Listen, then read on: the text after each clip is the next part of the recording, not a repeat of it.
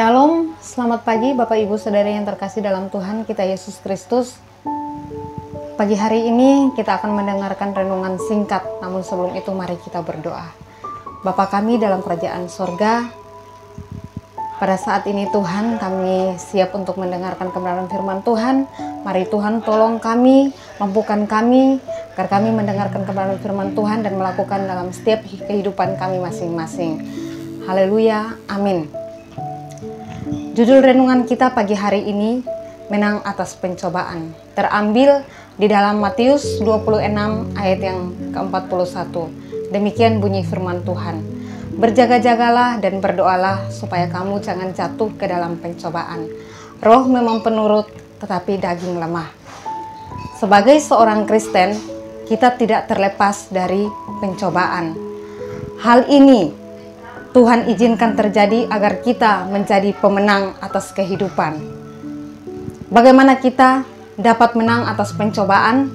Mari kita belajar dari apa yang dilakukan dan dikatakan Yesus dalam pembacaan kita hari ini. Berjaga-jagalah dan berdoalah supaya kamu jangan jatuh ke dalam pencobaan. Ibrani 2 ayat yang ke-18. Dari teks ini ada dua hal yang dapat kita pelajari. Yang pertama, bagaimana cara kita mengatasi atas pencobaan? Ada dua cara. Yang pertama, berjaga-jaga. Kata berjaga-jaga dalam bahasa Yunani, gregore, artinya berjaga-jaga. Berarti tidak tidur. Dalam konteks ini, Yesus berdoa semalam-malaman ketika berada di Taman Getsemani sebelum ia ditangkap. Sebagai manusia dia bergumul menghadapi kesakitan akan aniaya, hinaan, siksaan, cacian sampai pada kematiannya di kayu salib.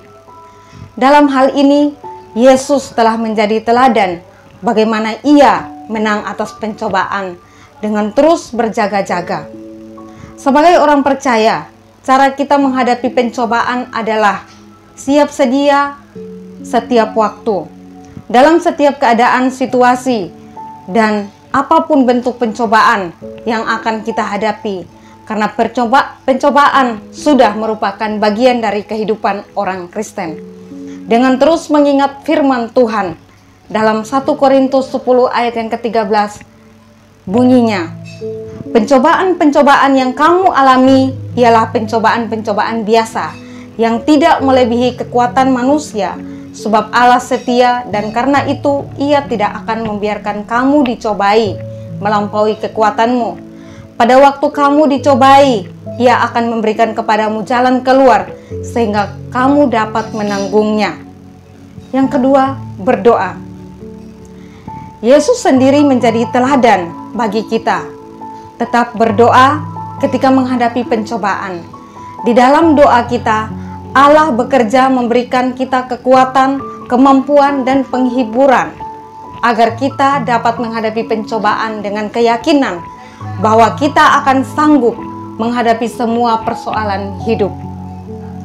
Yesus Kristus paling memahami bagaimana keadaan kita sesungguhnya ketika berada dalam pencobaan.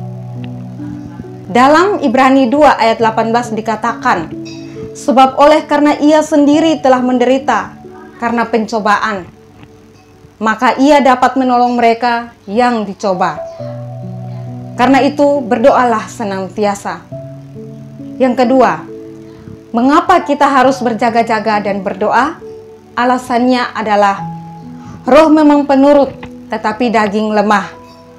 Sebagai orang percaya kepada Kristus, roh kita akan senantiasa menginginkan kita melakukan apa yang benar walaupun itu sulit. Tetapi daging kita tidak mampu atau lemah dan selalu ingin menyerah atau lari dari setiap persoalan hidup. Karena itu tidak ada cara lain menang atas pencobaan. Berjaga-jaga dan berdoa. Inilah rahasia kemenangan atas pencobaan. Bapak Ibu Saudara yang terkasih dalam Tuhan kita Yesus Kristus, jadilah pemenang dalam kehidupan. Karena Allah adalah sumber kekuatan dan penghiburan bagi kita dalam mengatasi persoalan hidup. Kenaikan Yesus Kristus ke sorga merupakan puncak dari kemenangannya atas dosa dan bukti bahwa Dia adalah Allah yang berkuasa. Amin. Mari kita bersyukur untuk kebenaran firman Tuhan.